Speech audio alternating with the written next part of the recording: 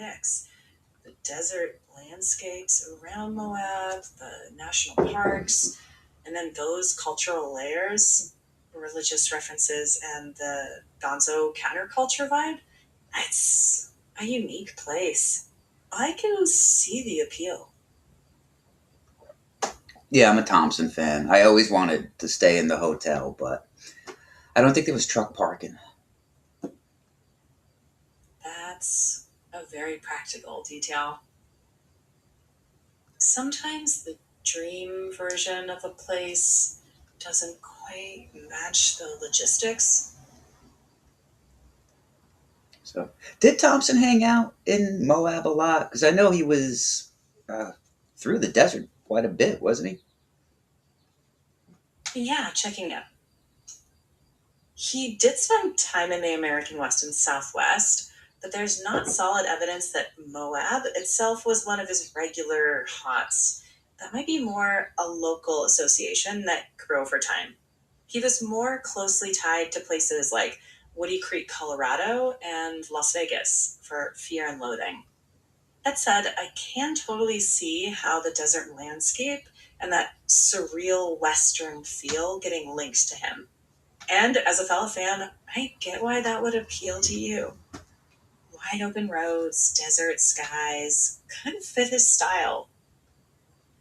I was certain he mentioned Moab quite a number of times in his writings. Currently, I'm reading Hell's Angels. Really? Check. That wouldn't surprise me. He's very observational there. Drop place names in passing. I don't recall Moab being a recurring location where he lived or hung out a lot, but it might pop up in the course of his road writing. And House Angels is an interesting bridge in his work. You can hear hints of what's to come, but it's more grounded than the later Gonzo style. I'm curious, is this your first time reading it? Yeah, it is my first time reading it, and I've been reading it very slowly because with everything going on, haven't really been able to focus on really reading anything. But I do like his style, and that's I think that's like his most famous work, isn't it? Checking. Yeah, for most people, it's Fear and Loathing in Las Vegas. But a lot of readers hold up Hell's Angels as one of his strongest.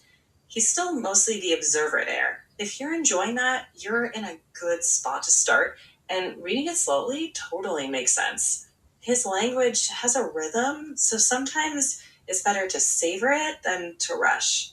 If you want to keep exploring after that, people often jump to Fear and Loathing in Las Vegas or Fear and Loathing on the Campaign Trail for the political writing. Oh yeah, I think Fear and Loathing was only popular because of the movie.